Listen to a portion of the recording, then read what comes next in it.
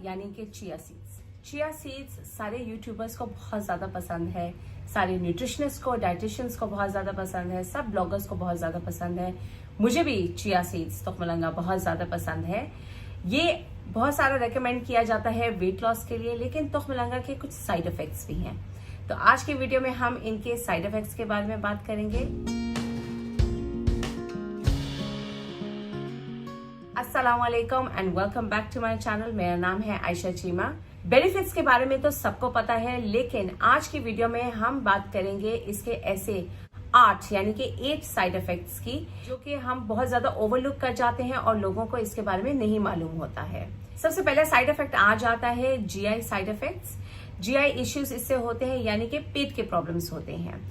Gastrointestinal issues इसके इस वजह से होते हैं क्योंकि ये फाइबर में बहुत ज्यादा हाई होता है।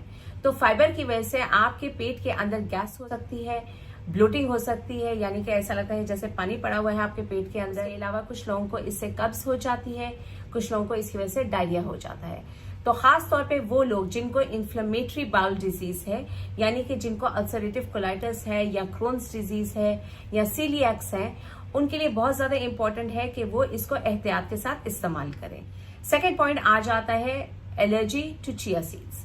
अब बहुत सारे लोग जो होते हैं वो चिया सीड से एलर्जिक भी हो सकते हैं। तो ये आपको कैसे पता लगेगा कि अगर आपको एलर्जी है चिया सीड से?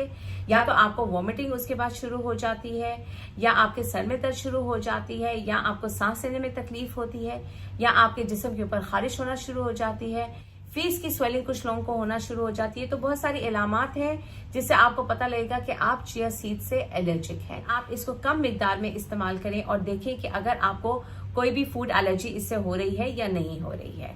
थर्ड पॉइंट आ जाता है omega 3 fatty acids. Chia seeds के अंदर ओमेगा 3 फैटी एसिड्स मौजूद होते हैं और ये मौजूद होते हैं ALA की शक्ल में, यानी कि अल्फा लाइनोलेनिक एसिड की शक्ल के अंदर मौजूद होते हैं। ये एक इस तरह का फैटी एसिड है जो कि बहुत ज्यादा रिएक्टिव है।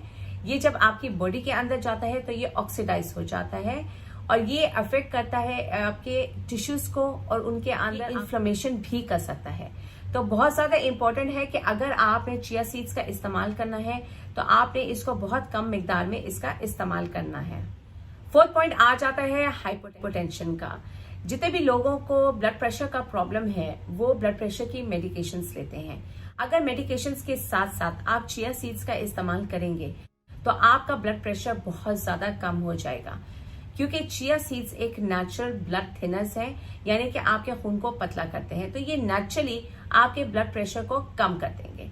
तो चिया सीड्स की वजह से आपकी जो ब्लड प्रेशर की मेडिसिन है उसका जो इफेक्ट है वो दुगना हो जाएगा। तो बेहतर है जो लोग ब्लड प्रेशर के मरीज हैं और टैबलेट्स ले रहे हैं वो चिया सीड्स का कम इस्तेमाल करें। फिफ्थ पॉइंट आ जाता है हाइपोग्लाइसीमिया का। वो लोग जिनको शुगर का मसला है, जिनको डायबिटीज का प्रॉब्लम है, वो चिया सीड्स जो है वो एहतियात के साथ इस्तेमाल करें, क्योंकि चिया सीड्स की वजह से आपकी बॉडी के अंदर आपका शुगर का जो लेवल है वो कम हो जाता है। वो लोग जो शुगर की दवाइयां ले रहे हैं, खास तौर पे जो इंसुलिन के ऊपर है या डायमाइक्रोन के ऊपर है या कोई भी जो शुगर की दवाई ले रहे हैं, वो चिया सीड्स का इस्तेमाल जो है वो कम करें या बिल्कुल इस्तेमाल ना करें। 6 पॉइंट आ जाता है ब्लीडिंग का।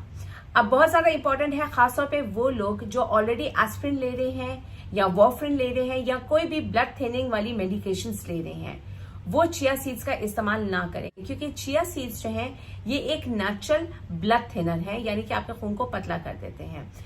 तो इसमें चांसेस होते हैं कि अगर आप ऑलरेडी वॉफरिन के ऊपर हैं या कोई भी इस तरह की मेडिकेशन के ऊपर है जो आपके खून को पतला करने के लिए आपको डॉक्टर ने दी है, जो खासतौर पे हार्ट के पेशेंट्स हैं उनके लिए, तो बहुत ज्यादा इंपॉर्टेंट है कि आप चिया सीड्स का ना इस्तेमाल करें, क्योंकि इसकी वजह से आपको इंटरनल ब्लीडिंग हो सकती है। 7 पॉइंट आ जाता है प्रेग्नेंट वुमेन के अंदर और वो जो ब्रेस्ट फीडिंग करवा रही हैं। अब इसके साथ रिसर्च ज्यादा नहीं हुई है, तो बेहतर ये है कि जो हामिल औरतें हैं और वो औरतें जो बच्चों को अभी दूध पिला रही हैं वो चिया सीड्स का इस्तेमाल ना करें, क्योंकि अभी तक ये रिसर्च कंप्लीट नहीं हुई है कि इसका कौन सा नेगेटिव इफेक्ट जो है वो हामला औरत के ऊपर हो सकता है या उस औरत के ऊपर हो सकता है जो बच्चे को दूध पिलाती है। अब हमारा आ जाता है लास्ट पॉइंट और वो है हार्मोनल इम्बैलेंस का। हमारे देसी टोटकों में बहुत ज्यादा चिया सीड्स का इस्तेमाल किया जाता है, फ्लैक्स सीड्स का इस्तेमाल किया जाता है, यानी कि हमें बीज बहुत ज्यादा पसंद होते हैं और बीज से सारों को यही लगता है कि हमारे हार्मोन्स जो है वो बिल्कुल ठीक हो जाएंगे बीज के इस्तेमाल से। ऐसा नहीं होता है। चिया सीड्स और फ्लैक्स सीड्स, ये दोनों सीड्स ऐसी हैं जिसके अंदर लिग्नेंस मौजूद होते हैं। लिग्नेंस जो है ये फाइटो ईस्ट्रोजेंस हैं। ये आपके बॉडी के अंदर ईस्ट्रोजन लेवल को जो है वो बढ़ा देते हैं। जब ईस्ट्रोजन लेवल ज्यादा हो जाता है तो आपको दूसरी बीमारियां हो जाती हैं, जैसे कि आपको डिप्रेशन हो सकता है। उसके अलावा जिन लोगों को एंडोमेट्रियोसिस है वो इन चीजों का बिल्कुल इस्तेमाल ना करें। जिनको पीएमएस, प्री मेंस्ट्रुअल सिंड्रोम बहुत ज्यादा होता है, वो भी इन चीजों का इस्तेमाल ना करें। और वो औरतें जिनको पीसीओएस है वो भी चिया सीड्स का कम इस्तेमाल करें। ये कम इस्तेमाल इसलिए इंपॉर्टेंट है ताकि आपके ईस्ट्रोजन लेवल जो है वो बहुत ज्यादा हाई ना हो जाए, क्योंकि वक्त के साथ साथ अगर आप चिया सीड्स बहुत ज्यादा लेती जाएंगी तो वक्त के साथ साथ ईस्ट्रोजन का लेवल जो है वो हाई होता जाएगा। बेहतर है कि आप अपनी डाइट के अंदर चिया सीड्स की बजाय चनों का इस्तेमाल करें, यानी कि चिक पीस का इस्तेमाल कर लें। उम्मीद करती हूँ ये वीडियो आपके लिए मुफीद होगी।